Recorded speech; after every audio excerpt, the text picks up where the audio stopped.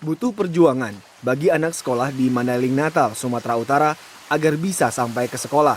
Mereka harus melintasi anak sungai dan bebatuan terjal. Karawang, kemiskinan memaksa seorang nenek beserta anak dan cucunya harus tinggal di sebuah gubuk beratap terpal. Bahkan nenek buruh cuci ini sering meminum air selokan karena tidak mampu membeli air bersih.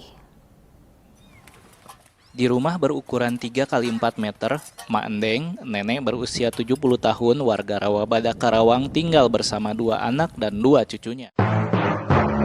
Tim Satuan Komisi Pemberantasan Korupsi atau KPK melakukan giat tangkap tangan kepada Wali Kota Bekasi Rahmat Effendi. Dari hasil laporan pemeriksaan, Rahmat Effendi memiliki harta kekayaan yang mencapai 6,3 miliar rupiah. Korupsi sudah tidak asing lagi diperbincangkan oleh kalangan masyarakat. Terlebih di negara kita, negara Indonesia. Tampaknya kasus korupsi yang merajalela hingga ke akarnya sudah biasa menjadi santapan kita sehari-hari. Kebiadaban para pemakan daging busuk semakin merambah ruah dengan skala bervariasi. Mulai dari hal sepele, tingkat daerah hingga tingkat pusat yang melibatkan banyak pejabat dan petinggi negara. Tidak disadari, korupsi itu dimulai dari perilaku tidak jujur yang mungkin sering dilakukan sejak kecil. Baik di lingkungan keluarga, lingkungan sekolah, maupun lingkungan masyarakat. Contohnya, meminta uang kepada orang tua untuk membeli buku pelajaran melebihi harga buku sebenarnya.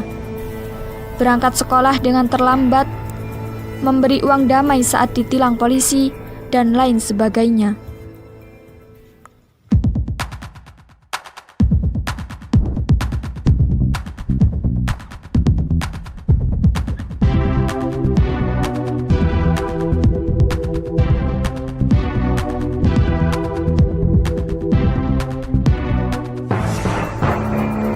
Lalu apakah koruptor itu tidak memikirkan dampaknya?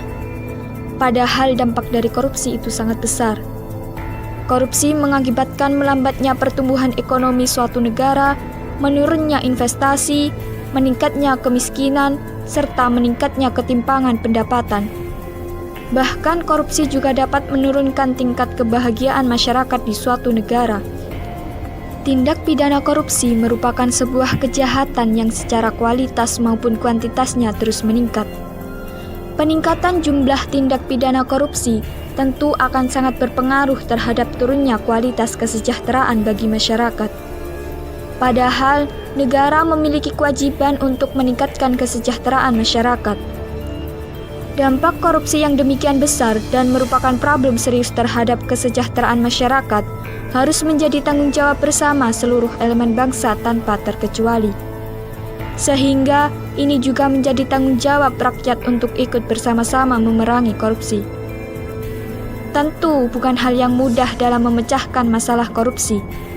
Sekalipun harus melibatkan seluruh elemen bangsa termasuk rakyat, hal ini karena korupsi merupakan kejahatan yang masuk pada pelanggaran hak asasi manusia atau HAM.